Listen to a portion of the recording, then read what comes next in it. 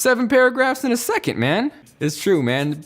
Cocked and loaded, ready to rip me a new one. Yo guys, Jonathan here, and this is gonna be a fun one. The iPhone 7 Plus has been out for a little while now. It is tried, it is tested, and I think most of us could agree it is a pretty solid smartphone. But the Galaxy S8 is here, specifically the Galaxy S8 Plus. It is big, it is beautiful, and we're about to see how these two stack up side by side. Now before I jump in, for the keyboard warrior out there in mid-stroke right now, yes, I realize the iPhone 7 Plus is just over 6 months old right now, but you gotta consider some people may be looking to upgrade right now, and some people may be watching this exact video on their precious iPhone 7 Plus tempted and looking to jump ship over to Android. Plus, at the end of the day, I'm willing to bet that most of you out there will be happy with either of these phones, especially if I were to give one away. And if that's something you want to see, maybe drop a like down below and subscribe and turn on notifications so you don't miss when that happens. Now, jumping into things, I am not going to sugarcoat stuff. The Galaxy S8 Plus is the better looking smartphone. What Samsung has done here genuinely has me excited, and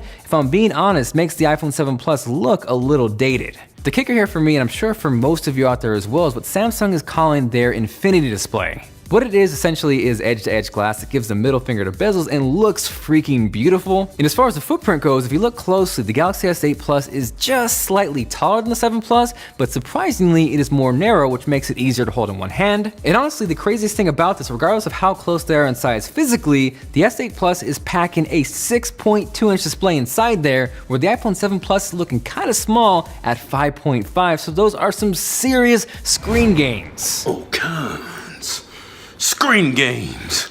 Ew. Now, as far as within those 5.5 inches, the iPhone 7 Plus has a resolution of 1920 by 1080, whereas the S8 Plus is packing all kinds of pixels with a resolution of 2960 by 1440. Now, notably, most of those extra pixels are coming vertically, and what that's gonna do is give you a much taller display on the Galaxy S8 Plus, and that's cool, especially if you're holding your phone in portrait mode, because you can then essentially stack layers on top of each other. But if you flip things and watch full screen video like this, then that's where that 18.5 by 9 aspect ratio does get a little bit weird. Specifically, you'll notice 2 black bars on the side of me, and while that definitely isn't a deal breaker, some people may be turned off by it. Now on the flip side, with the iPhone 7 Plus having a 16 by 9 aspect ratio, those black bars are non-existent. In terms of quality, yes, the iPhone 7 Plus is a really solid, great looking display, but if we're talking wow factor, brightness, vividness, if I'm A-Bing the two side by side, I am going with the Galaxy S8 Plus. Now admittedly, I am not the biggest fan of spec comparisons, but for those who gots to know, the iPhone 7 Plus is packing Apple's A10 Fusion chip, which essentially is a pair of dual-core processors, one high performance and then one low performance, 3 gigabytes of RAM, and a 2900 milliamp hour battery. Flipping sides to the Galaxy S8 Plus, that's also similar in the sense where we see a pair of processors, but in this case, that's actually a pair of quad-core processors, 4 gigs of RAM, and a slightly larger 3500 milliamp hour battery. Now, this is the point in the video where I explain why I'm not the biggest fan of spec comparisons, because on paper, one might see the 8 total cores in the Galaxy S8 Plus and assume that it is infinitely faster and better than the 4 total cores in the iPhone 7 Plus, when that really isn't the case. Even in things like synthetic benchmarks, take Geekbench 4 for example, the Galaxy S8 Plus barely beats out the iPhone 7 Plus in terms of the multi-core score, and that is with double the cores. Hop over to the single core side of things, and it's a completely different story. The iPhone 7 Plus actually smokes the Galaxy S8 Plus. Now, does that mean the iPhone 7 Plus is infinitely better, faster, and that you should solely base your decision based off benchmarks? No way. The point that I want to echo and get across is that in terms of performance, both of these are really fast phones. So much in fact that performance and benchmarks should not be the sole focus of your buying decision. Rather, it is the features around it that kind of bring everything together. Now, giving you an example of where specs aren't everything, what I did was take a 4K video, chop it down to 45 seconds, and then export a 720p version. The iPhone 7 Plus has half the cores, so in theory, it should be slower than the Galaxy S8 Plus, but it actually exports the video much faster, around 15 seconds, where the Galaxy S8 Plus is actually over 20. Now again, this doesn't mean the iPhone 7 is automatically better. If you like Android, I'm sure those extra 6-7 seconds are gonna kill you, but it is a prime example of why you shouldn't always listen to specs, numbers, and benchmarks.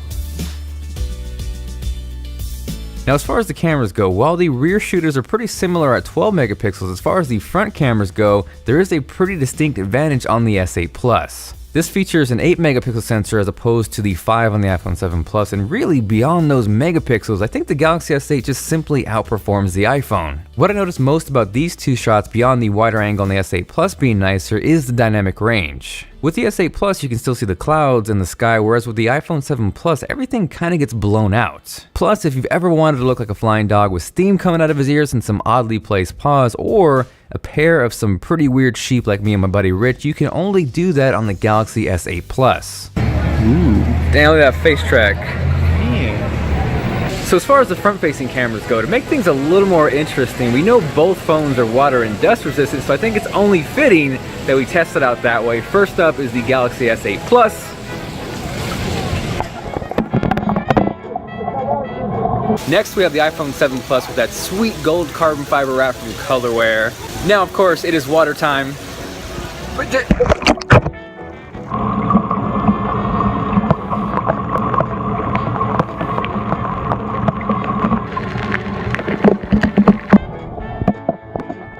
First up, Galaxy S8 Plus. Focus, man. There we go.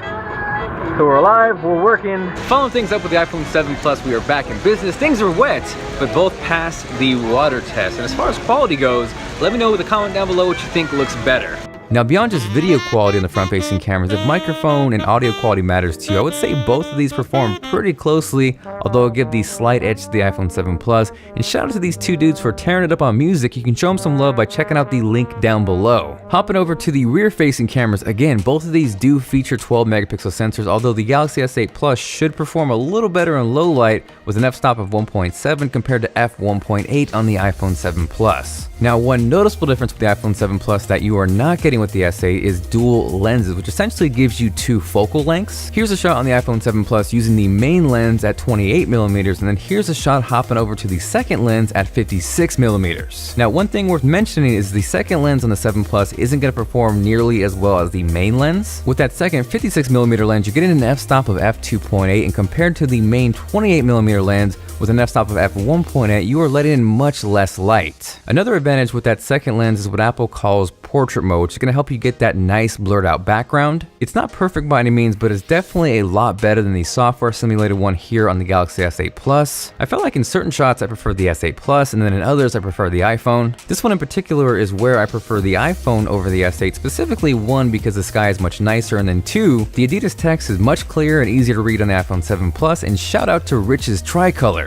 Conversely, here's an example of where I prefer the S8 Plus over the iPhone 7. I think really it comes down to the S8 performing much better in low light. For me, what pops out specifically about this picture is actually the light around the sign. It's a little more natural and overall just a more pleasing image. Flipping sides again, in these two shots here, I prefer the iPhone 7 Plus. The S8 Plus image is definitely sharp here, but if you look closely at the trees and the flowers, it almost becomes a little over-processed, where everything in the iPhone 7 Plus just feels a little more natural. Next, reiterating my point about low light, the Galaxy S8 Plus clearly takes the cake here, and really what it comes down to is out of the box, you're going to get some instantly satisfying pictures with the S8 Plus. It is better in low light for sure, but I think both are really solid cameras, and the iPhone is definitely going to give you a less saturated, less sharpened, and overall more natural image. So here we are on the iPhone 7 Plus, and it's a pretty good low light test since we're pretty much right at sundown. If I'm gonna guess, I'm gonna say the iPhone 7 Plus probably doesn't look as good out of the box as the S8 Plus, but the stabilization is probably gonna be top notch. Once we start to move around, we get a little closer, and it starts to pull focus, and kind of shift that way. I'm gonna give that edge to the iPhone 7 Plus. So here we are over on the S8 Plus. Not exactly sure how this looks. Rich, how's it look? Not looking as good as the iPhone. Apparently not as good as the iPhone 7 Plus, but you guys let me know with a comment down below. Imagine it looks better and all I get is hate comments. You blind as So hopping back into design, because of Samsung's Infinity Display, you may have noticed there is no longer a physical home button. It's actually kind of similar to what we saw on the iPhone 7 and 7 Plus, where the best way I could describe this is if both phones were off and you press the button, nothing would happen. Now, the difference with the Galaxy S8 Plus is the home button is built right into the freaking screen. The iPhone 7 Plus still gives you some sort of a physical home button feel, whereas with the Galaxy S8 Plus, you're actually pressing the display. So in terms of pure tech badassery, yes, the S8 Plus having the home button in the display feels super futuristic, but it does leave a couple problems. The first of which being the fingerprint reader on the S8 Plus is now located oddly on the back. And don't get me wrong, I don't mind fingerprint readers on the back of the phone when it is executed properly, but with the S8 Plus it's kinda weird because you really don't know where you're pressing, and oftentimes I kept swiping and smudging up the camera. So as far as the fingerprint reader goes, I definitely prefer the iPhone 7 Plus. It's easier to access, it's a little more natural, and it really makes me wish Samsung would have gone the extra mile and put the fingerprint reader into their Infinity display. If you hop into settings, there is actually an option where you can unlock your phone by pressing the home button from your lock screen. The problem here though is there is no level of security, and again, if Samsung could have incorporated the fingerprint reader here, it would have been amazing. Yes, the S8 Plus has an iris scanner, it has face unlock, but those still feel a little gimmicky at this point, and I really have no desire to unlock my phone with my face. Now moving on, we're gonna play a game of things I really like on the S8 Plus, starting with USB-C. As most of you are aware, Apple uses their proprietary lightning cable, and it really makes me wish Tim Cook, please man, move on to USB-C, because if everything was one singular cable, it would be amazing. Next to that sweet USB-C port, you'll also notice on the Galaxy S8 Plus, there is still a headphone jack. Speaking of headphones, a pretty cool move Samsung did here was to incorporate a pretty sweet pair of AKG headphones in the box. These supposedly are around $100, and if you compare these with the lightning-based earpods which sell for $29, Samsung definitely takes the cake here. What I do really like about this move though is it kind of puts some pressure on Apple to step things up. I think the equivalent here would be for Apple to include a pair of AirPods with the iPhone. They clearly don't want us using cables, so if that's the case, make it easy and give us AirPods. Now flipping things for a second, one thing I really like about the 7 Plus is the fact that it incorporates stereo speakers, and that's something the Galaxy S8 Plus does not have.